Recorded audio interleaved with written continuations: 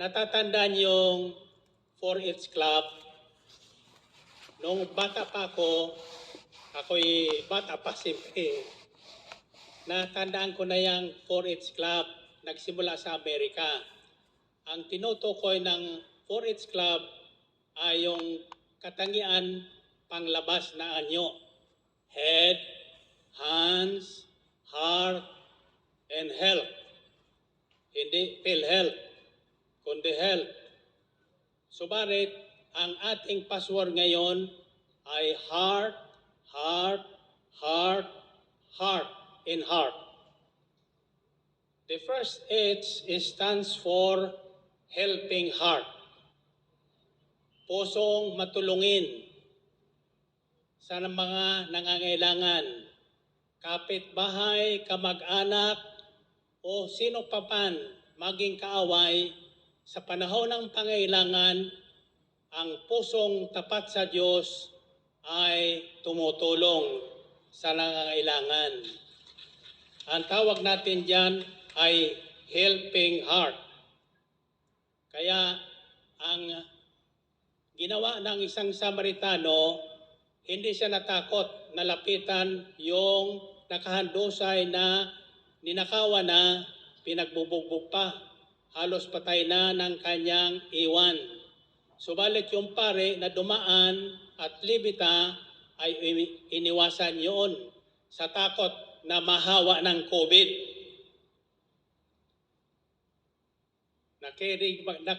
Narinig ba yun? Kaya huwag kayong matakot sa COVID sapagkat ito'y panahon ng examination sa atin ng Panginoon. Ini-examine ng Panginoon kung pasado na tayo. So the first H stands for helping heart. Ang tanong kay Brother Rico, nang pinagninilayan namin ito, sapagkat sila ang unang tinitesting ko. Anong ibig sabihin ng bakit hindi ginamit ang helping hand? Bakit helping heart? Sapagkat nasusulat lahat ng bagay na ginawa ng Diyos ay nakasulat sa puso ng tao. Kung ano ang laman ng ating dibdib, siyang ating bukang bibig. Kaya let's strive to possess a helping heart.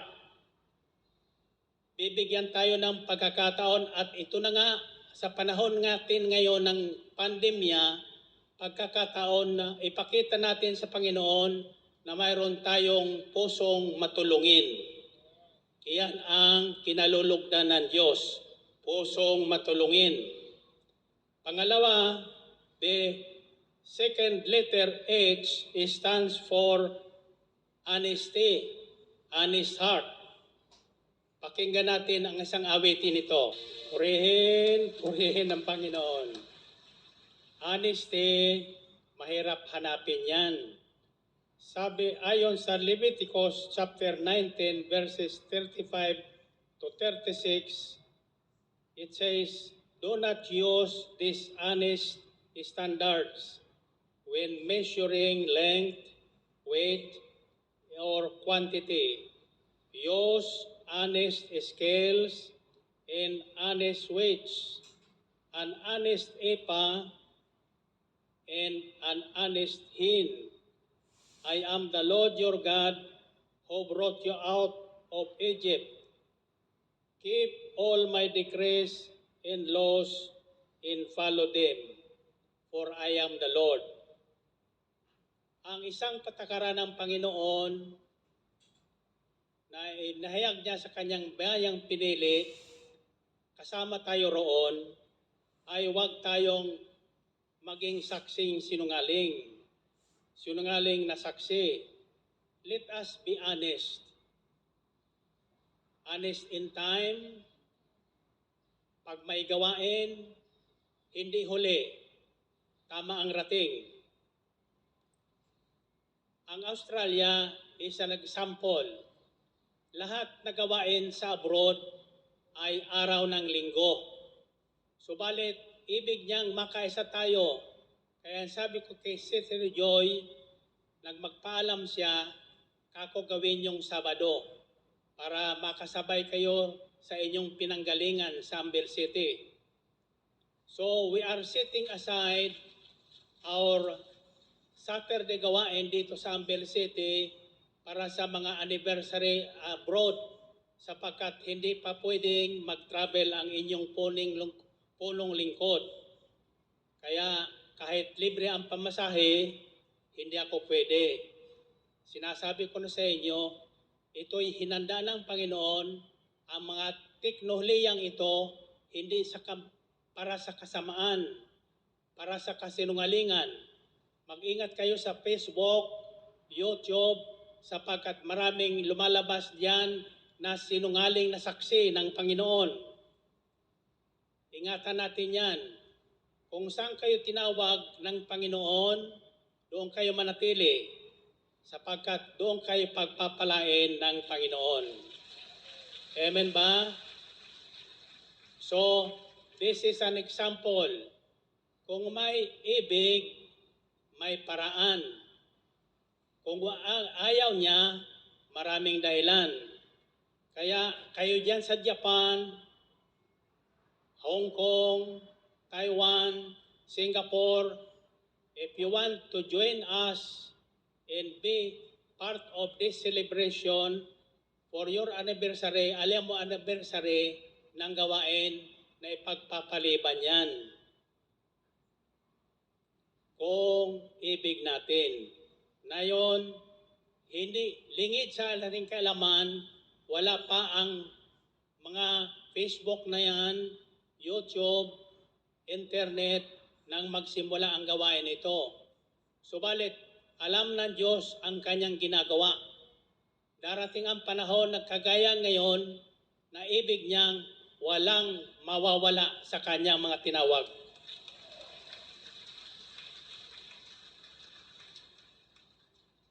Now, natatandaan niyo yung talinghaga tungkol doon sa pinagkatiwalaan ng Panginoon.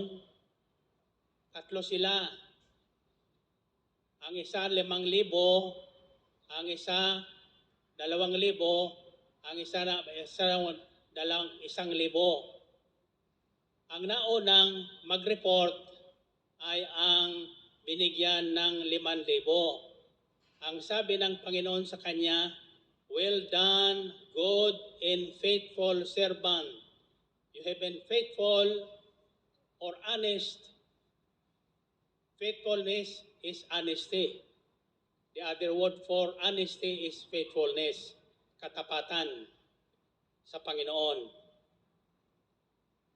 Sapagkat ang tapat sa maliit na bagay ay pagkakatiwaan ng Panginoon ng maraming bagay.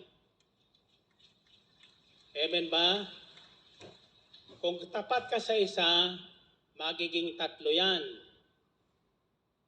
Maliban sa asawa, ha?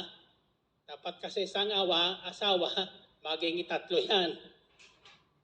Hindi, ang ibig sabihin ng Panginoon, binigyan tayo ng kanya-kanyang abilidad o ability. Kaya may kanya-kanya tayong puhunan sa buhay na galing sa Diyos.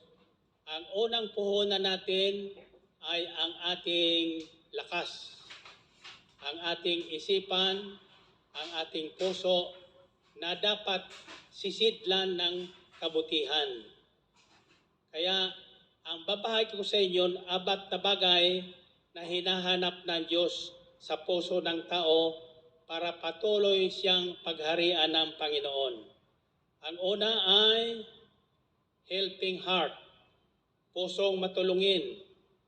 Ang pangalawa ay pusong tapat, honest heart. Tapat sa lahat ng bagay. Sa pagtitinda, tapat. Binigyan kayo ng pwesto, magbayad kayo sa pwesto. Huwag kayong dahilan ng hindi nyo kaya. Nakikinig ba kayo? Hindi ko nagagalit, sinasabi ko lang ang totoo. para hindi tayo magsisihan sa bandang huli. Tatandaan nyo, sa huling panahon, dalawa ang pila. Isa sa kanan, isa sa kaliwa. Sino ang nasa kaliwa? Yung mga kambing. Ano yung mga kambing? May laman pa ang nguso, reklamo ng reklamo. Kaya mga Israelita ay hindi nakarating ang karamihan sa kanila sa lupang pangako sapagkat for 40 years, mareklamo sila. Kaya ayaw ng Diyos ang pusong mareklamo. So the second is honest heart. The third is an honoring heart. Pusong mapagpahalaga sa Diyos at sa kanyang mga magulang. According to Ephesians chapter 6, verses 1 to 3, children, obey your parents in the Lord, for this is right. Honor your father and mother, which is the first commandment with a promise. And this is the promise, so that you may go well with you, and that you may enjoy long life on the earth. Ang unang pangako ng Diyos ay buhay na mahaba sa balat ng lupa. Ayon sa Proverbs chapter 3 verses 9 to 10, honor the Lord with your wealth, with the first fruits of all your crops. Then your barns will be filled to overflowing, and your vats will brim over with new wine. Parangalan natin ang Panginoon sa ating mga alay. Ang ating pinakamainam na ani, ialay natin sa Panginoon. Sa gayon, ang lahat na taong nag-aalay ng parangal sa Panginoon, ang ating mga alay ay parangal sa Panginoon yan. Parangal sa magulang. Ang pangako niya ay hindi tayo matutuyuan o mawawalan ng ating pagkain araw-araw. Kahit nasa panahon ng pandemya, darating at darating ang ating divine supply. Now, once we do this, anong matatawag natin? We are together again. Pakinggan nyo ito.